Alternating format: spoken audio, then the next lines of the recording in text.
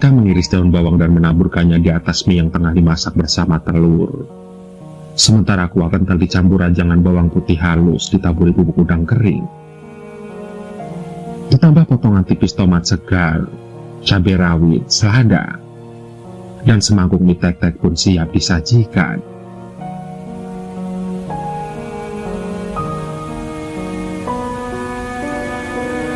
Pesta tidak pernah usai di pusat Jakarta. Jalanan terkenang sehabis hujan, mobil-mobil mewah keluar masuk klub malam. Dua anggota ormas baru keluar dari panti pijat, sementara bunyi sirine terdengar sayup-sayup.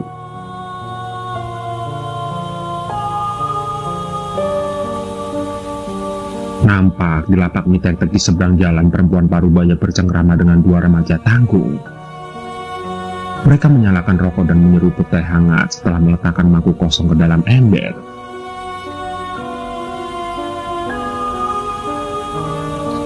Barka, penjual mie tek-tek sebenarnya berjualan keliling. Namun menjelang pukul 11 malam ia biasa manggal di tempat ini.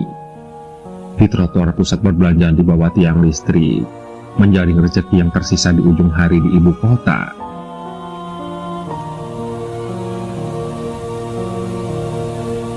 Mie kuah porsi babon dong, pedas. Terdengar Kevin berteriak-teriak memesan semangkuk mie. Pemabuk itu sempoyongan saat hendak mengambil bangku, namun pembeli lain sudah tidak kaget dengan kehadirannya. Kevin memang terbiasa muncul menjelang pukul 3 pagi di saat pub sudah hampir tutup. Saat musik telah berhenti berganti cekikikan rombongan perempuan malam yang keluar terhuyung-huyung. Namun siapa sangka, pemabuk itu ternyata orang yang sangat sukses. Kevin pemilik usaha pertambangan.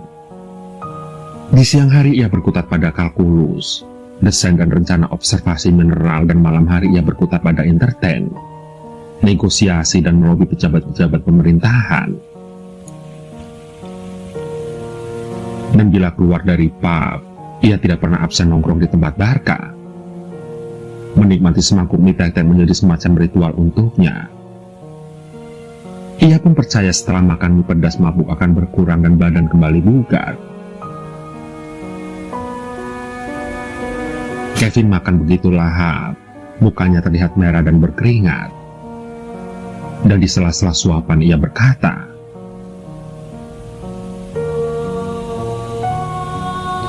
"Kang Barkah, ajarin dong masak mie enak kayak begini. Kalau akang libur jualan, saya bingung makan mie di mana," ucap Kevin.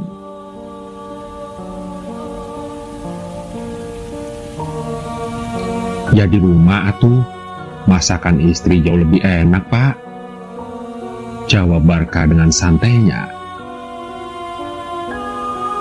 Kevin tidak menjawab. Ia tidak mau curhat di tepi jalan.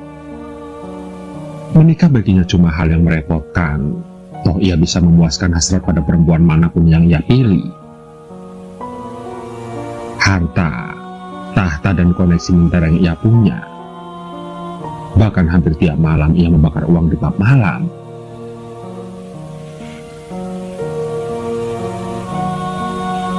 "Kamu jualan malam sampai pagi buta, apa tidak takut dicegat hantu?" Kevin mengalihkan pembicaraan.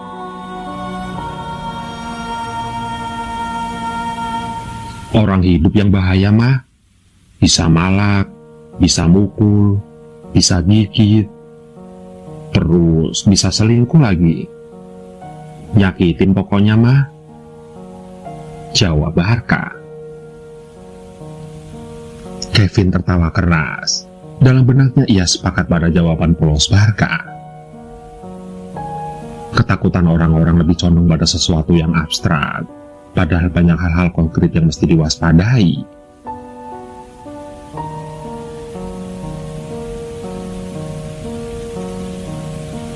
Nampak Barka menerima uang dari perempuan setengah baya yang terlihat cemberut. Namun ia tetap tersenyum. Ia pun lantas melirik pada Kevin sambil berbisik, "Saya punya cerita seram. Lebih serem daripada istri saya kalau lagi dapet, ucap Kevin.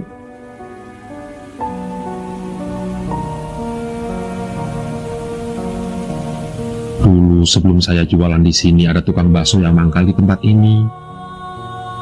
Baksonya enak, orang-orang ramai yang beli. Dia jualan sore dan pulang malam. Nah, suatu waktu saat perjalanan pulang, ia dibegal di daerah Glodok. Gerobaknya nyangkut di pinggiran anak kali Ciliwung.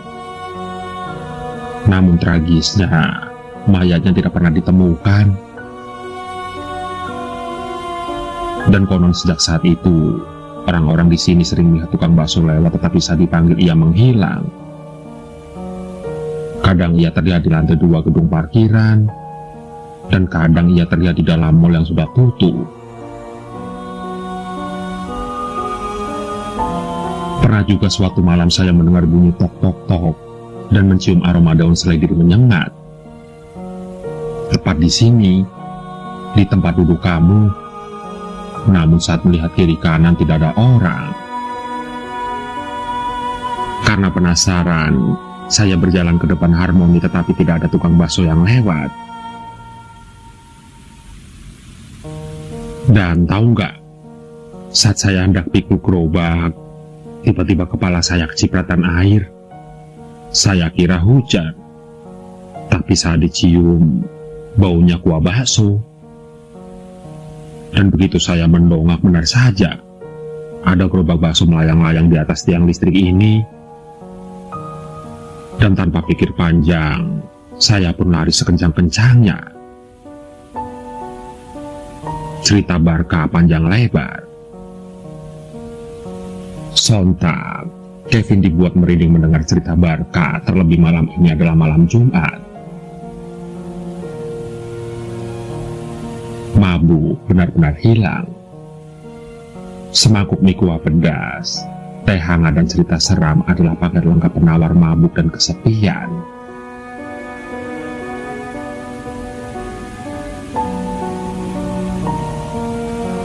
Singkat cerita, seminggu lamanya Kevin pergi keluar kota. Ia mengurus bisnis tambang di wilayah timur yang menjanjikan.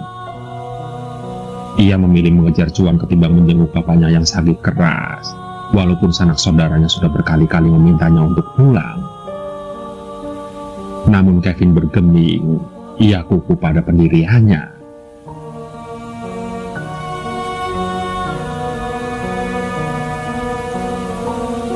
Bergelas-gelas whisky ditenggak untuk menenangkan pikiran. Dan walaupun tidak ada kerinduan, namun ternyata hubungan darah lebih kental daripada kuah mie tek-tek dan melekat kuat sampai akhir hayat. Hingga tiba-tiba terdengar suara. Tek, tek, tek. Tercium aroma daun bawang yang ditabur di atas kuah mie mengalihkan lamunan. Dan dalam mabuknya ia melihat Barca memikul gerobak berjalan pelan di bawah temaram lampu jalanan. Kevin yang mabuk berat tidak sanggup lagi berteriak. Ia hanya melambaikan tangan untuk memanggil Barca. Kevin hanya dapat mengacungkan satu jari. Namun Barca terdiam. Ia mematung dengan wajah pucat di depan gerobak pikul yang tampak berantakan. Dia membiarkan Kevin tertidur lemas dalam mabuknya.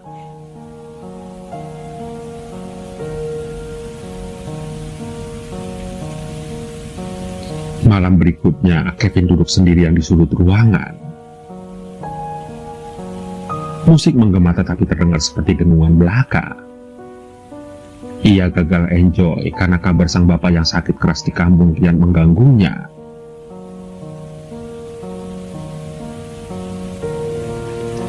Bapak yang tega menelantarkan, membiarkannya menderita dalam asuhan orang lain.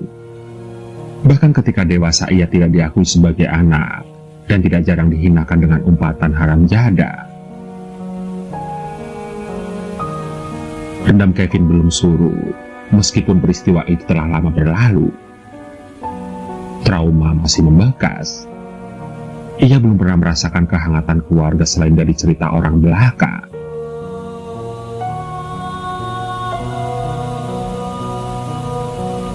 Hingga suatu waktu pada pukul 1 dini hari ia pun memutuskan keluar pub, menghirup udara malam, dan dia ingin menikmati semangkuk mie, namun ia tidak melihat Barkha di seberang jalan. Kevin menyesal kemarin malam ia mabuk berat sampai terkapar. Ia tidak sempat menikmati mie tetek seperti biasa. Maka malam ini ia pun memutuskan untuk menunggu lebih awal.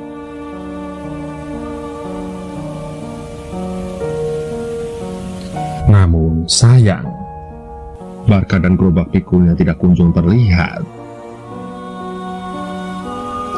Kevin pun lantas bertanya pada penjaga malam bernama Wito.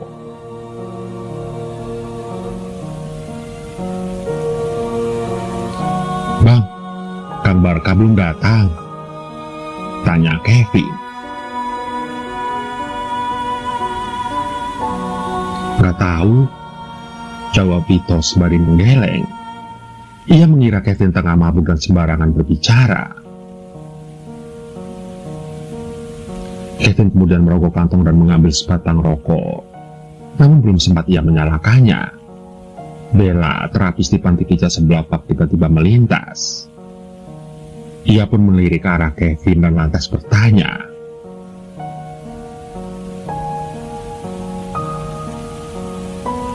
"Lagi nunggu siapa nih, Om?" tanya Bella.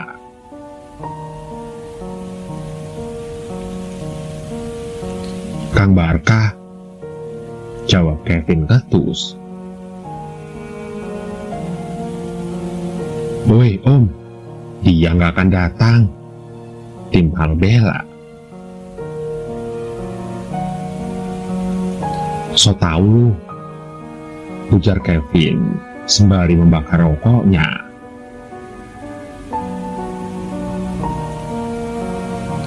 "Loh, memangnya Om belum tahu?" Bella yang hendak pulang pun akhirnya tertahan langkah untuk sekedar bercerita.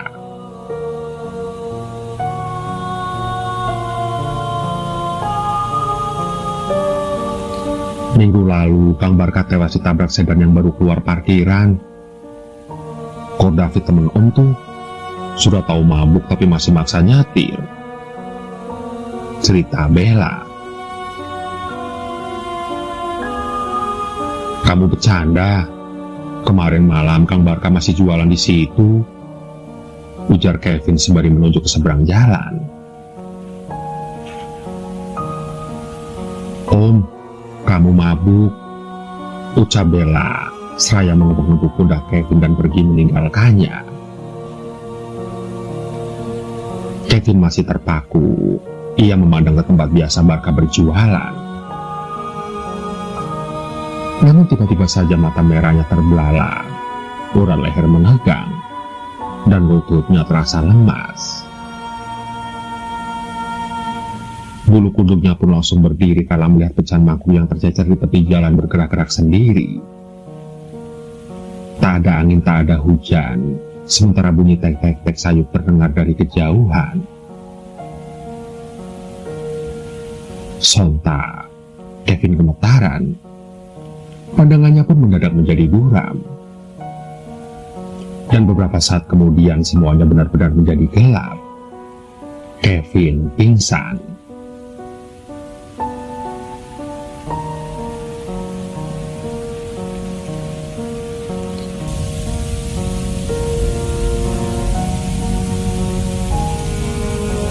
Setiap malam aku selalu melihatnya berdiri di depan pintu kamarku.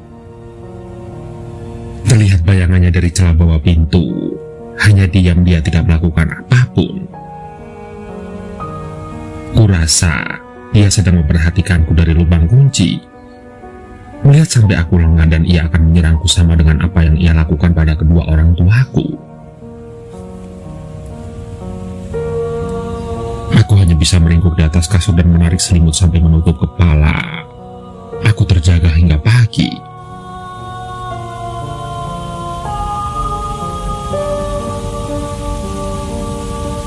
"Hei, sepertinya kamu kurang tidur lagi." "Iya, aku memang tidak tidur sama sekali. Semalaman makhluk itu mengintaiku." makhluk itu lagi. Sudah berapa kali aku bilang semua hanya hayalanmu saja. Terus, apakah kematian kedua orang tuaku juga hanya hayalan begitu? Dengusku kesal.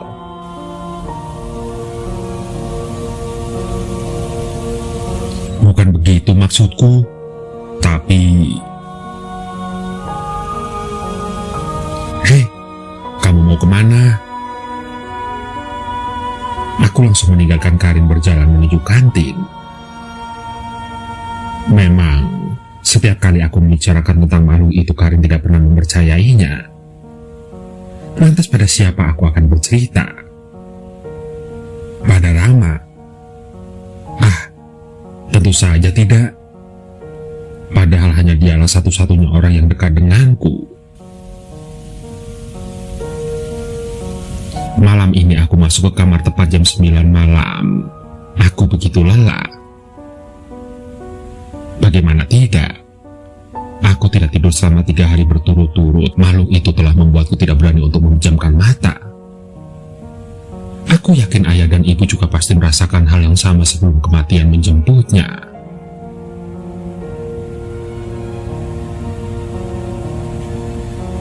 Aku rebahkan tubuhku dan hendak memejamkan mata. Namun sekilas aku melihat bayangan di bawah pintu. Benar, makhluk itu datang lagi. Desahan nafasnya yang berat juga geramannya terdengar jelas dari balik pintu. Ya Tuhan, sampai kapan ini akan berakhir? Apakah malam ini aku tidak tidur lagi? Gumamku.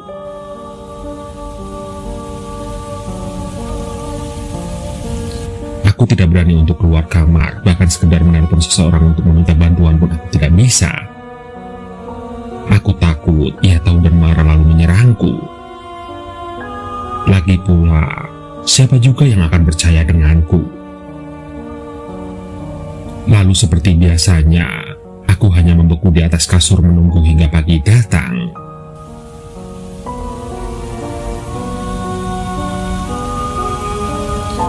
Empat hari sudah aku tidak tidur. Kepalaku terasa sangat pusing. Dan aku memutuskan untuk tidak ke kampus dulu hari ini.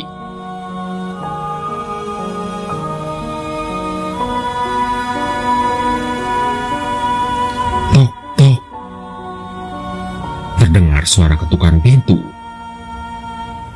Dan dengan langkah gontai aku pun berjalan menuruni tangga untuk membuka pintu.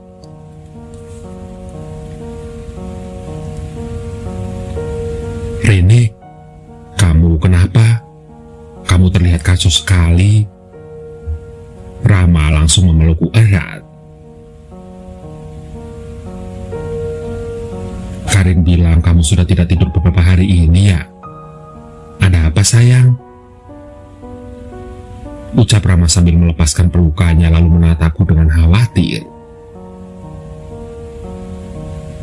Rama adalah pacarku. Kita sudah menjalani hubungan selama sebulan, tapi sebenarnya aku tidak memiliki perasaan apapun padanya.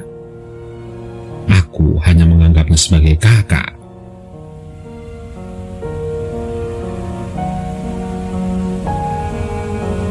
Kalau aku ceritakan kepadamu, apakah kamu akan percaya? Lagi pula, bukankah kamu juga sudah tahu apa masalahku?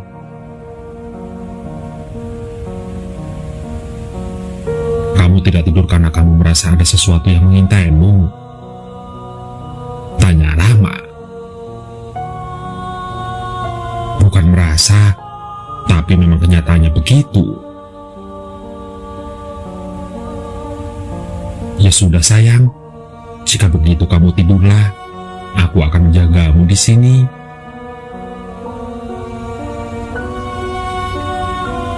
Kamu janji? Tanyaku memastikan.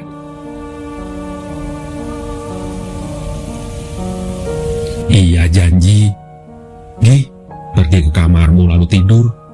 Aku akan di sini menemanimu sampai sore.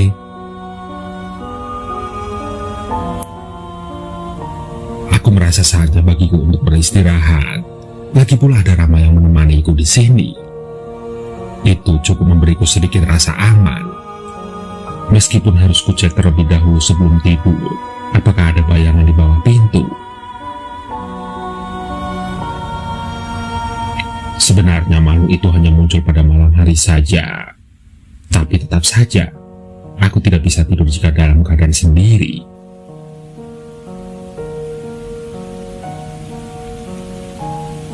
Jam menunjukkan pukul 4:30 sore saat aku bangun. Aku lantas segera turun ke bawah dan melihat Rama sedang menonton TV. "Kamu sudah bangun, sayang? Bagaimana keadaanmu sekarang?" "Lebih baik," jawabku singkat lalu duduk di sebelahnya. "Kenapa kamu tidak keluar dari rumah ini saja? Kamu kan bisa ngekos," tanya Rama. "Enggak, Ram. Aku sayang sama rumah ini. Begitu banyak kenangan yang terjadi di sini bersama ayah dan ibuku." "Lantas, bagaimana dengan makhluk yang sering mengganggumu itu?" tanya Rama lagi. "Entahlah, Ram. Yang pasti aku akan berusaha untuk bertahan di sini." "Ya sudah kalau begitu."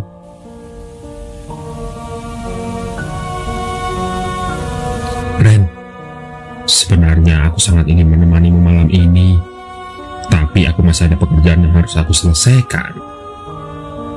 Nanti jika aku sudah selesai, aku akan kesini ya," ucap Rama. "Iya, gak apa-apa, Ram. Kamu sudah cukup menemaniku seharian tadi.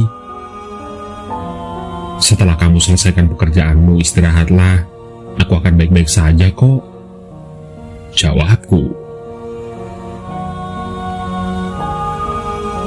Aku tahu Rama sangat menyayangiku dan mengkhawatirkan keadaanku. Itu semua terlihat dari raut wajahnya saat hendak keluar dari rumahku.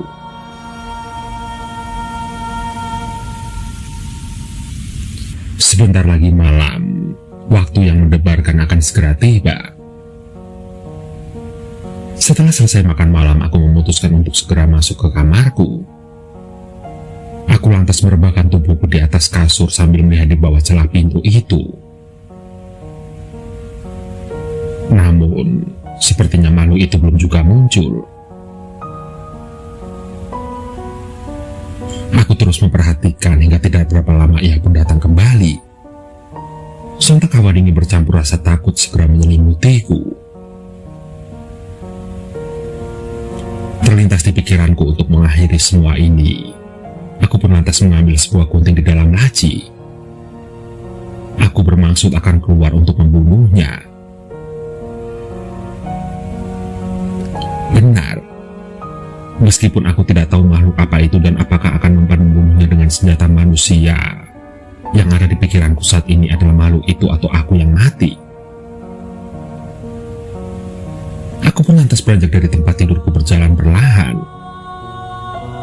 Aku mendengar suara geramannya semakin jelas.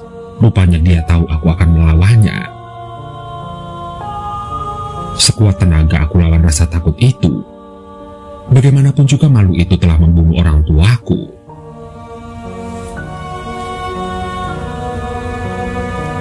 Ku genggam-genggam pintu, dan dengan cepat kubuka pintu kamarku dan kuserang bertubi-tubi dengan gunting yang kupegang.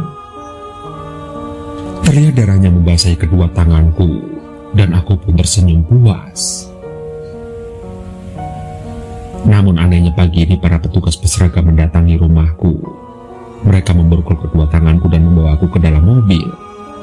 Lalu, mereka memasukkanku ke dalam sel tahanan.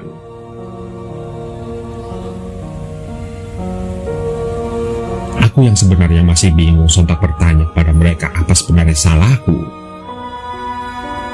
Dan mereka bilang, aku dipenjara karena telah membunuh orang. Nampak juga seorang wanita parubaya yang datang ke selku lalu menghujatku habis-habisan.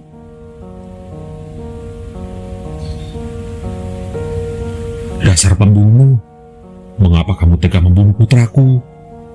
Sudah dari awal aku melarang putraku berhubungan denganmu, dan juga untuk bertemu padamu malam itu.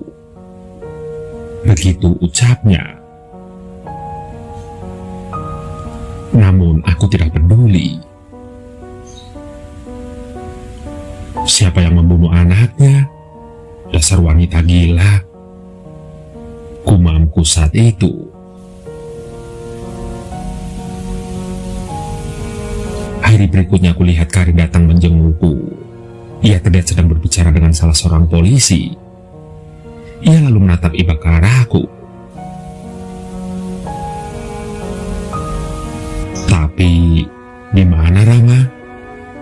Sejak 2 hari aku ditahan di sini, aku tidak pernah melihat dia menjengukku. Tapi, ya sudahlah.